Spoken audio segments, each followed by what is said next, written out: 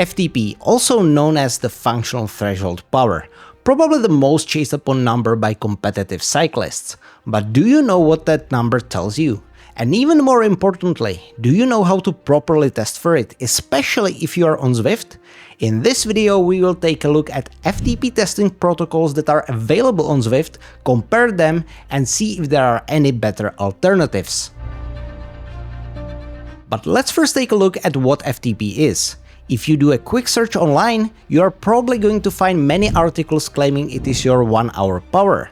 That is not entirely true though, or to be more specific, it is a gross oversimplification of the issue.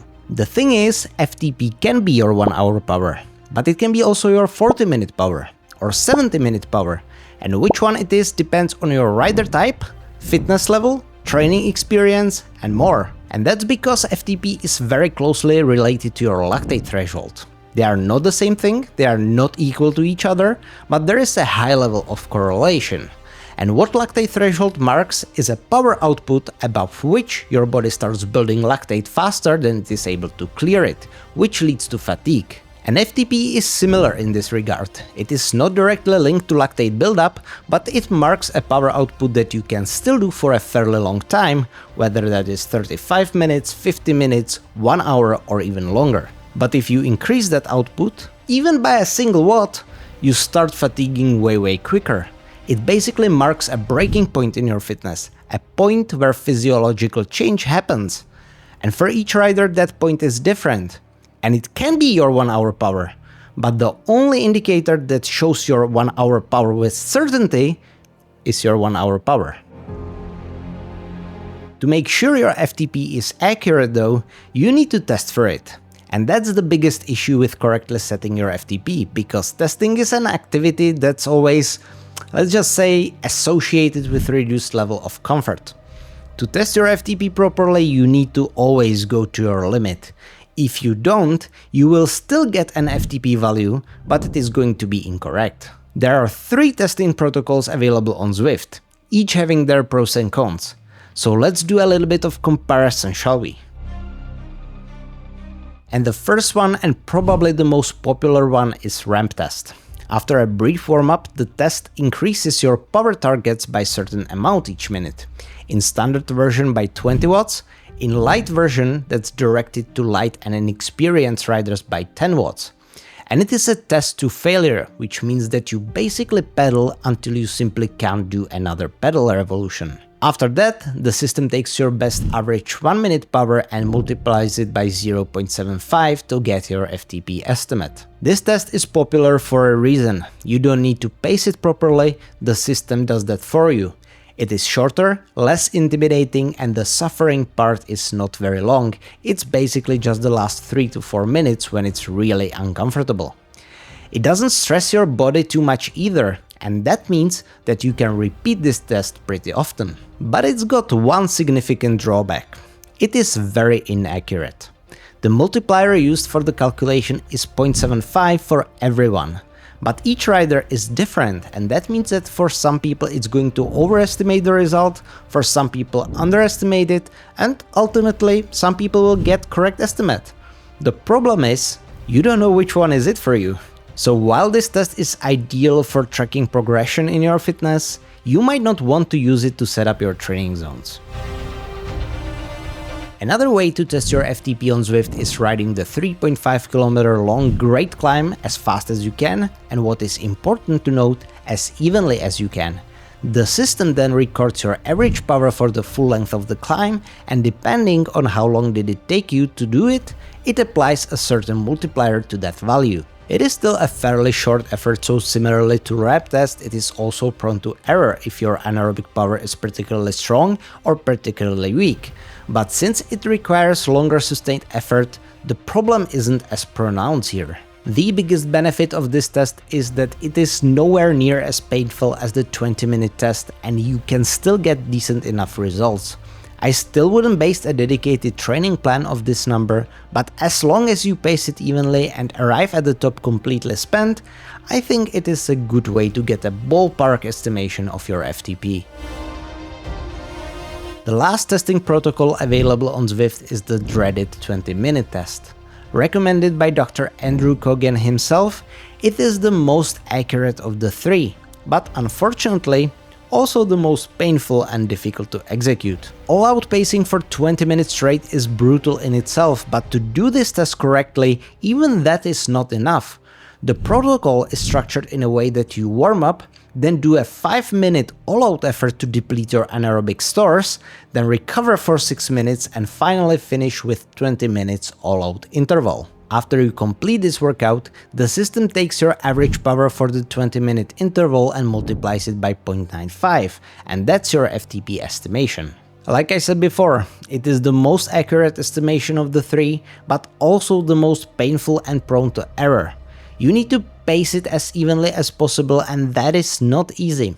To do that, you need to be fairly in sync with your body to gauge the feeling you should have at each point of the interval.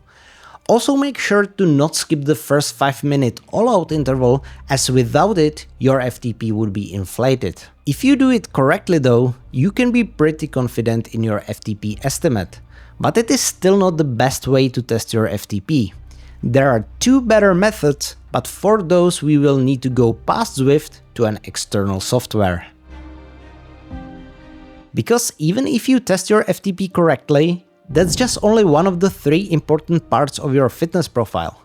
It can describe and guide whatever is going on below that number fairly well, but says basically nothing about what's going to happen if you go over. So what are the two other parts?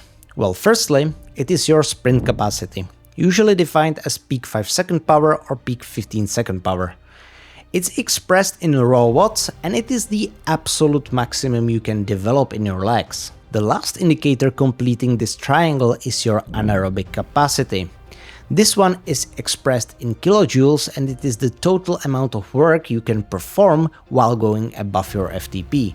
The shorter the effort, the more important this indicator is. It basically shows you how quickly you will bonk if you go over your threshold. It can be expressed in a variety of ways. FRC, WBAL, HIE, and there are surely going to be other acronyms depending on what software do you use. And while the testing protocols available on Zwift allow you to test for your FTP, the following two allow you to test your whole fitness profile. All those three indicators. Unfortunately, you cannot do this test in one session anymore, because what you need to do is to do maximum efforts across all relevant durations, short, medium and long. The way this usually works is you do an initial testing during the first week and then only update some of those values every 2 to 3 weeks within your standard workouts. So in week 1 you would test all those durations, then in week 3 you test the short ones again, then in week 5 the long one, then in week 7 the middle one, so on and so forth. For interpretation, you need to go into external software. I prefer WKO5 myself because it also gives you tailor-made intervals based on your data. But that's a paid one, but you can do almost the same thing on intervals.icu. After uploading all your activities, you are going to be able to find all your indicators here, your FTP, anaerobic capacity, as well as your peak power. To do this kind of testing, you need to make an effort, but you will get as accurate data as it gets.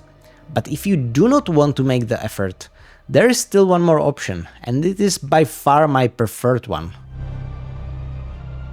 And that's Xert.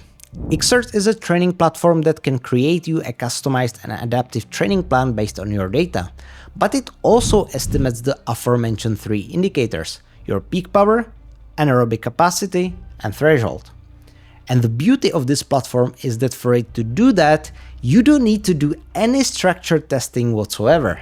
The only thing that matters on Xert is that you have some mix of maximal and submaximal efforts recorded. Whether they are from workouts, Zwift racing, or outdoor racing, the platform can push these through its algorithm and give you those estimates. And the more such efforts you have, the better the estimate is going to be. The way it works is actually pretty neat. During each second of your riding, Xert has an expectation what you are capable of at that very point, and all that is based on your prior data. And if at any point during the ride you surpass that expectation, you will get what Xert calls a breakthrough. And you can probably guess by now what breakthrough does. It adjusts the 3 aforementioned indicators based on the performance you've shown. If it adjusts one of them, it's called bronze breakthrough. If 2 of them, it's a silver breakthrough, and if all 3, it's a gold breakthrough. So if you regularly ride in a way that you record your maximum efforts, for example during regular Zwift racing, you will always have an up-to-date estimate, not only of your FTP, but of your whole fitness profile. All that without doing a single testing session. But let's actually stop right here. It's now slowly becoming an exert lesson, and that's not necessary because I've already made a comprehensive video on that.